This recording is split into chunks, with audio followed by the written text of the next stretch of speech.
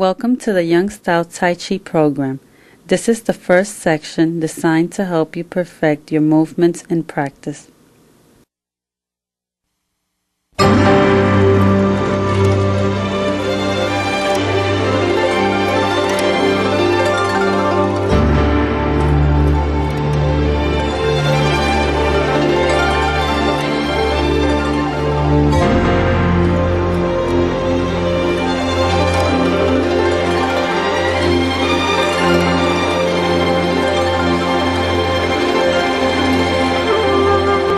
Tai Chi, if being looked at from a Western point of view, can be best described as moving form of yoga and meditation combined. Originally derived from martial arts, the slow, graceful movements also in places reflect the natural movements of animals and birds as symbols or pictures designed to focus the mind and breathing through a complex series of executions.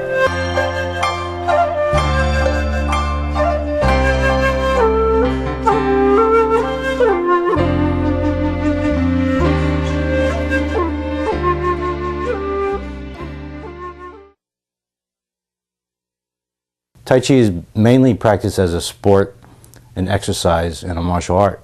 Tai Chi is very relaxing, and it kind of harmonizes, it brings harmony to people's lives. A lot of people don't realize that they're stressed out until stress has taken over their life. People don't realize that what's going on in their life is, what they're doing is causing a health problem or a mental stress. Tai Chi kind of brings people back to a slowness, a more deliberate way of doing things for themselves. It's very helpful in that it calms the breathing down. When your breathing calms down, it has a big major effect on the rest of the body. It helps you think more clearly. It slows down your heart rate, which is good for your either high or low blood pressure. And it also works on your nervous system, which actually helps your nervous system. Tai Chi only takes 5 minutes a day in about 5 feet of space. So what other excuse do you need?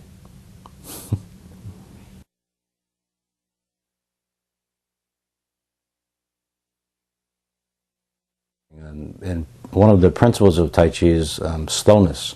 Moving slow actually helps you to move in a coordinated manner. It also helps in balance. The typical way that Tai Chi is seen is performed very slow. The reason for that is that you want to perfect each movement. So slowing actually lets you complete either a small circle or a large circle, but more as a circle, not as a straight line, which is too direct. A circle is actually what Tai Chi is based on, drawing a circle. As far as the breathing goes, the breathing should be long, deep, and smooth. The time that it takes you to inhale should also be the time that it takes you to exhale. The important thing is that in between the end of the inhale and the beginning of the exhale, there shouldn't be a pause. There shouldn't be a holding of the breath.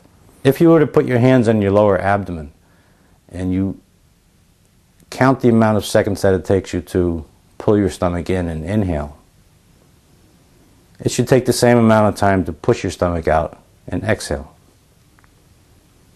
All right. This is a concept of reverse breathing. Balance is a concept which is very important in Tai Chi, and it's seen throughout the entire form. But it's also very important in everyday life. Right? When you do the postures in the form, right, the bottom part of the body has to harmonize with the top. Right? There's a shifting of the weight. There's an extending to my arms are more extended to the right side, so I have to balance it by extending my left foot to the left. Right. Then when I shift my weight, my arms also move in harmony with the shifting of the weight and the turning of the waist. One of the classics in Tai Chi states that when one part of the body moves, the entire body moves. So there's never any part of the body that's at rest. Now, the important part is that each one move in coordinated manner with the rest of the body.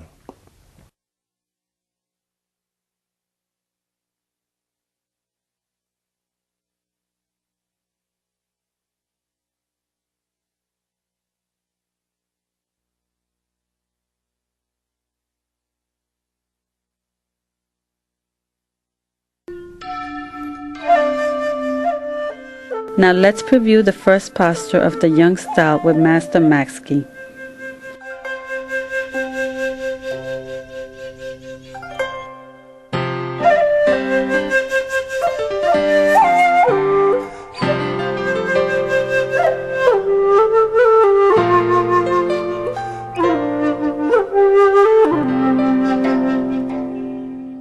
In parting the wild horse's mane, your back remains straight and weight shifts from right to left after the step is completed.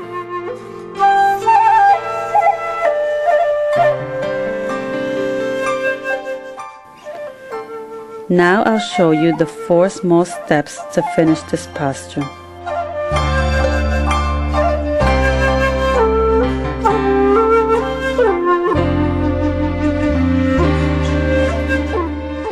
Make your stance as wide as the shoulders. Shift your body weight to your right leg. Withdraw your right hand to your right shoulder, palm down. Raise your left hand to right hip, palm upward.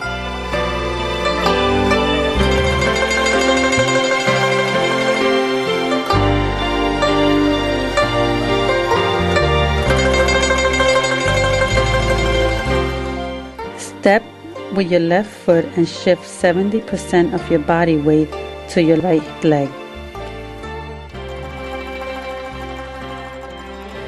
At the same time, raise your right hand, palm facing inward towards your body, lower your left hand. It's like holding a large ball vertically on your right side.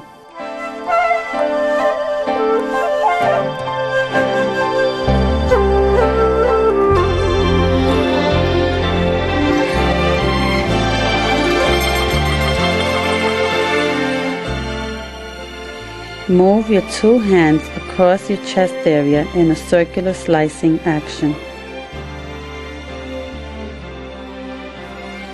When you do this, make your entire body move as a coordinated unit. Stop your left hand at eye level height.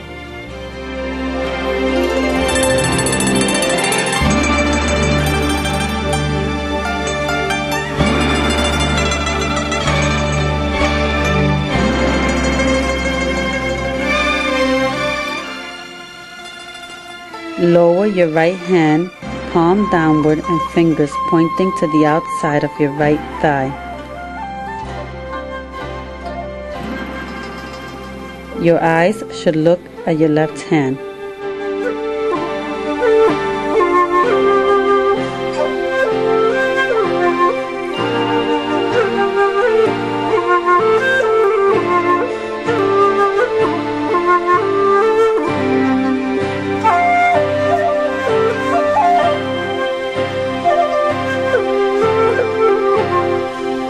Congratulations! You've learned how to practice the first posture of the young style Tai Chi Kwan, parting the wild horse's mane. In the next section, you'll review the posture from a back view. Follow with the master if you can.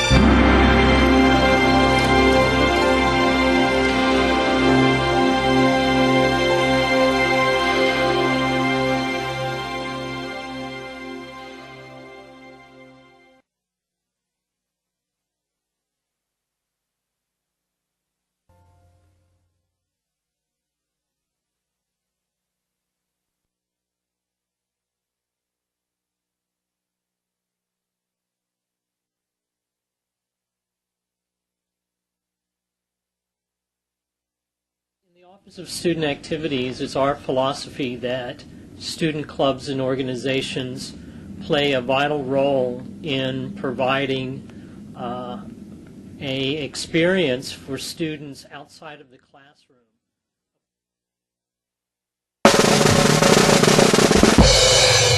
Sometimes a student will join an organization because it matches up with whatever those three goals are. They look at education, personal goals that they have, as well as where they're going with their career. Vision statement. It's win the campus today, win the world tomorrow, and it's a Christian club, so I just wanted to help fulfill that vision. So the greatest benefit is that we actually get to educate our community and also, let's say, Latino people. I think the one thing that is common among everyone's experience is that you connect with other people. You become a part of the greater community, and as a result of that, you do make connections. You do make bonds with people. You always have like one time during the week where you can meet with this group of friends. Like since we meet every week, I kind of always get to see them. Sometimes those bonds will last only for a semester. Other times they will last during your career just at NYU. And for others, they may be lasting friendships or associations that will go beyond friendship to even business associations, creative collaborators. NYU has the largest international student population of any institution in the United States. One of our largest categories of student clubs and organizations are clubs that we identify as being somehow related on some level with the different cultures. I think students, when they come, depending on what background they come from and what high school they attended, and the geographics, if they're coming from New York or from the Midwest or the West Coast, it makes a huge difference depending on the environment you're coming from. Students can get involved in the committees. They can sit and help plan different events for those months or weeks and get an opportunity to really interact again with students, network, and also celebrate different cultures, religions that they want to participate in. It's a life-changing experience for them because they not only learn about the culture, they also learn about themselves. So I think that what this environment promotes certainly is a better understanding of the different cultures. It certainly exposes students to different ways of thinking, different ways of looking at issues. A number of student organizations have formed because of issues where one's ideology and living their life maybe is challenged by society.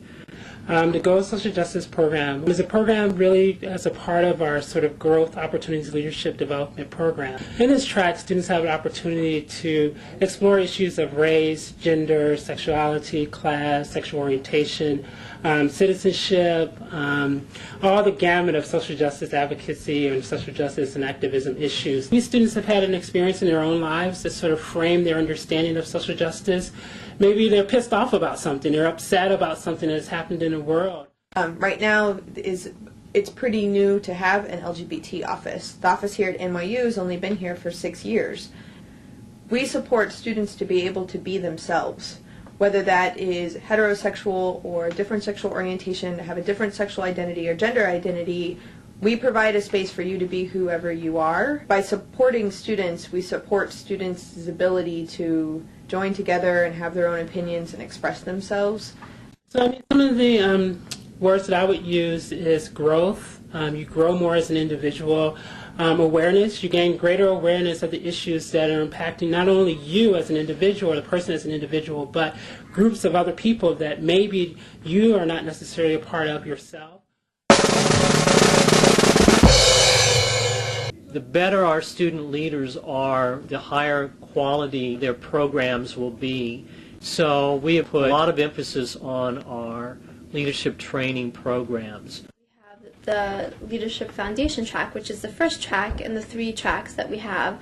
That track we focus on just basic skills like delegation, motivation, empowerment, how to run an effective meeting, time management skills. As for the academic work, it's all about time management. What you have to do is, I buy a planner I just see what events do I have. You also sort of gain skill sets, like, skills around how do you plan meetings, how do you plan and organize people, how do you do public speaking. First of all, I do a lot of public speaking. We throw work. By speaking in public and to a large crowd, I feel that I build the confidence that I need. A lot of employees are looking for those kind of skill set, leadership skills. A lot of students who've graduated from the program 2-3 years ago have come back and said it's added 5-10 minutes to their interview process. It's really important that people feel like they are valued when they belong to a club, that's what keeps them connected to it.